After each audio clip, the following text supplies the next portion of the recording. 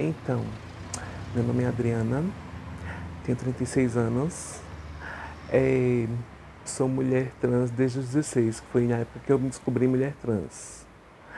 Foi meio que por acaso. Eu não tinha essa vontade de ser mulher trans.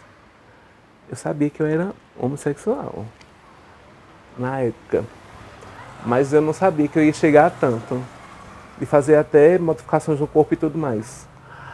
Mas, como era tudo muito escondido, eu não tinha revelado para meus pais nem para ninguém, muito pouca gente sabia na época. Quando foi revelado, não por mim, por terceiros. Aí no outro dia eu fiz a sobrancelha, furei a orelha, comecei a deixar o cabelo crescer. Como eu sou gordinha, eu sempre tive aquele peitinho. Pronto. Quando a gente é homossexual, que nós não somos assumidos, é uma coisa muito escondida, muito às escuras. Depois tudo se tornou às claras, é isso. Aí, a partir desse momento, quando eu me descobri mulher trans, eu ainda estudava, mas eu já comecei a frequentar a rua para fazer programa.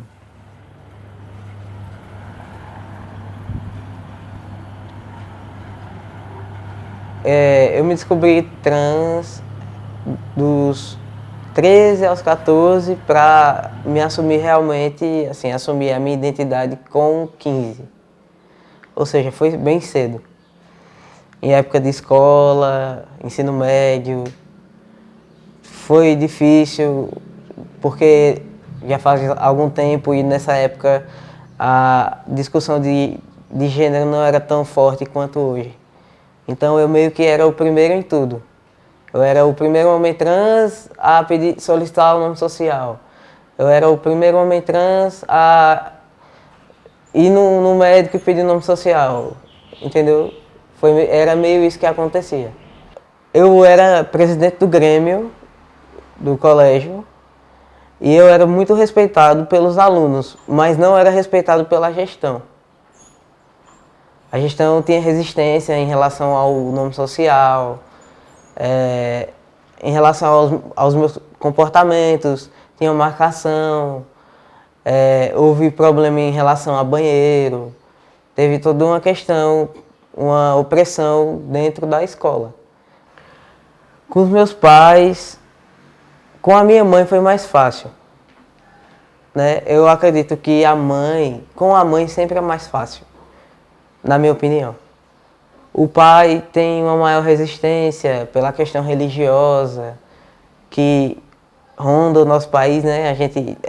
Nós somos um país cristão, praticamente. O Estado é laico, mas a maioria das pessoas são cristãs.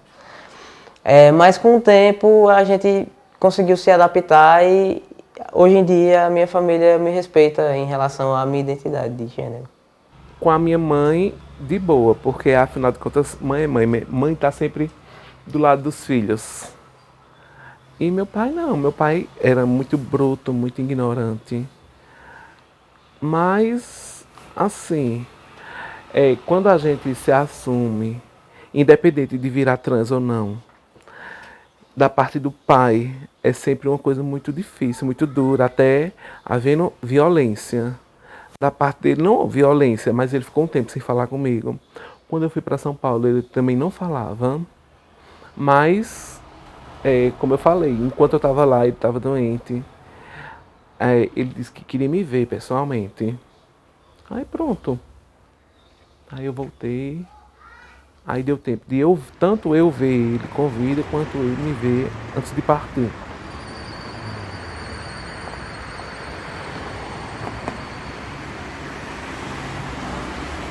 A primeira vez que eu fiz programa foi de 15 para 16 anos. E o que me levou a fazer isso foi a parte financeira mesmo.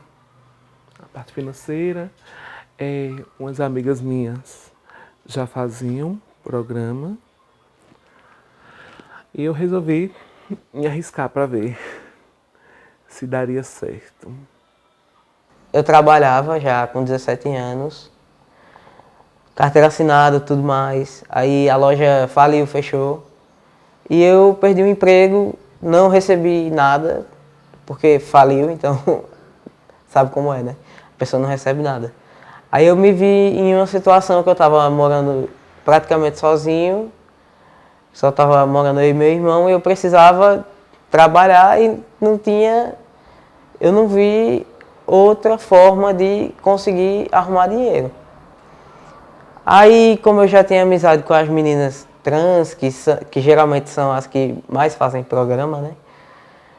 Aí eu tive essa ideia repentina. Não foi nenhuma menina trans que disse, oh, faz um anúncio e tal.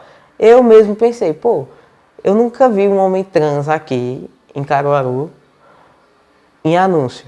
Tinha em Recife na época, eu tinha 18 anos, mas aqui em Caruaru não. Então, tipo, era algo super novo.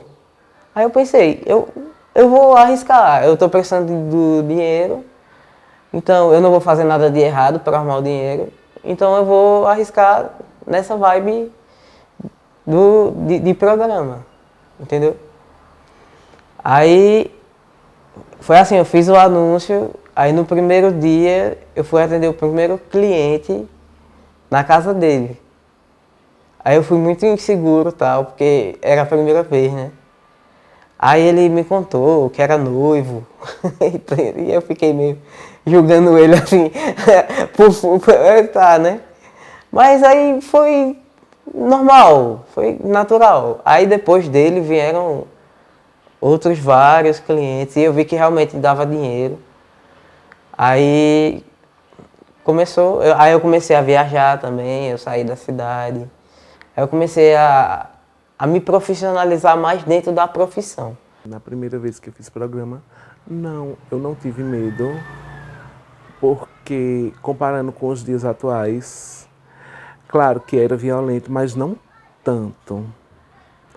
E na minha cabeça de adolescente, de 15, 16 anos, eu não pensava assim, de ir e não voltar. Quando você entra na vida de profissional do sexo, você está disposto a tudo. Mas com o tempo você começa a restringir algumas coisas. Aí dependendo da cara, do cliente, da conversa dele, aí a gente vai sem medo. Mas quando a gente desconfia, geralmente a gente manda o contato do cliente, foto ou localização para algum amigo. Olha, caso eu não apareça daqui a 1, 2 horas ou não avise nada, aí tu já sabe que aconteceu alguma coisa.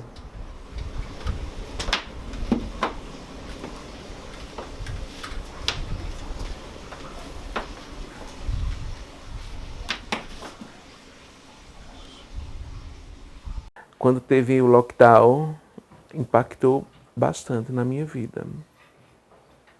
Se o comércio fechou, o que seria de mim trabalhando, né, fazer programa, e também a minha outra profissão de cabeleireira. E as restrições, a gente receber pessoas em casa, como eu trabalho em casa, aí ficou bem difícil, ficou bem parado mesmo. Mas mesmo assim, eu passei um tempo em casa, só que chegou um certo tempo que a gente olhava para um canto, olhava para o outro, não tinha dinheiro, não tinha nem R$ 5 para comprar o pão. Aí eu decidi me arriscar e ir para a rua. Com muito medo de ser infectada, não por mim, mas pela minha mãe, que ela já é idosa e tem comorbidades. Quando iniciou a pandemia, eu estava em São Paulo. Eu estava trabalhando lá.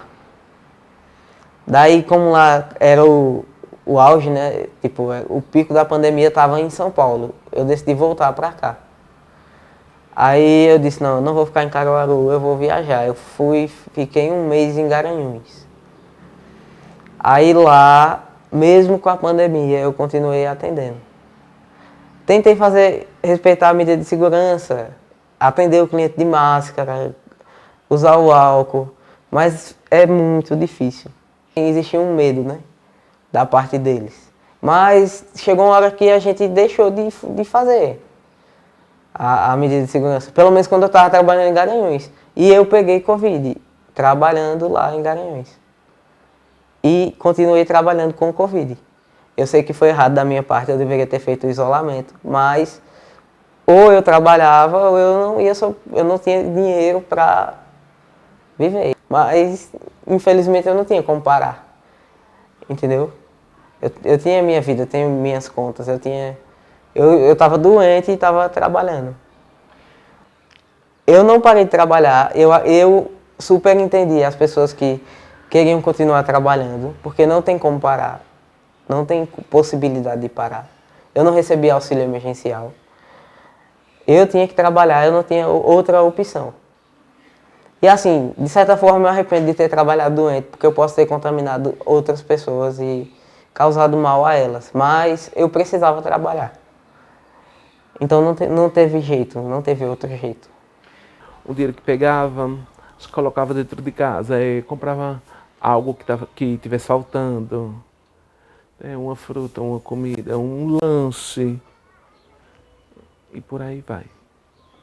Eu ponho dentro de casa, eu compro, se tiver alguma coisa faltando, eu compro um remédio, né? Até porque hoje, como eu estou mais velha, eu tenho alguns problemas de saúde, tipo hipertensão. Minha mãe também já é uma senhora idosa. Às vezes falta um remédio, eu compro. Ela tem algumas restrições alimentícias, tipo açúcar, né? Que agora ela foi descoberto que ela não está diabética, é pré-diabética. Aí, o que falta nesse tipo, se eu tiver, eu compro. A minha ambição, para mim, é que eu consiga realmente passar no curso de medicina e me formar. E a minha ambição em relação à população LGBT é que nós possamos ter mais, como é que eu posso dizer? Que a gente possa ser incluso realmente no mercado de trabalho formal. Porque se eu, no início, lá dos meus 18 anos, tivesse uma facilidade maior de arrumar um emprego formal, eu não teria entrado na vida de profissional do sexo. Entendeu?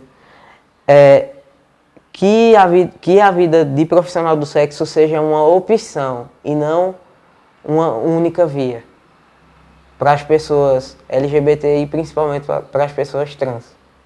Que elas tenham a oportunidade de fazer o que elas quiserem.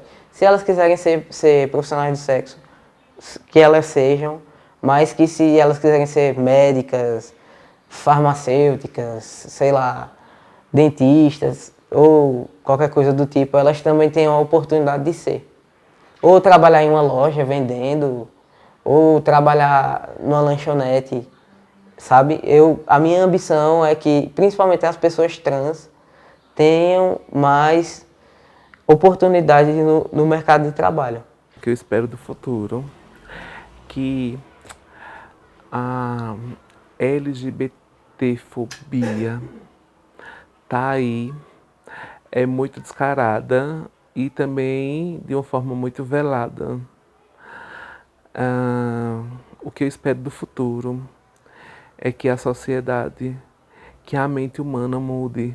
Já está mudando, mas que mude mais e mais e mais para que nós possamos passar em qualquer lugar, entrar em qualquer lugar e as pessoas nos olhem simplesmente como uma outra pessoa qualquer, não como um bicho, um ser de outro planeta, uma aberração, né? Que muitos eles nos olham assim, muita gente nos olham assim, nos recriminam, nos discriminam sem motivo, por nada, a troco de nada.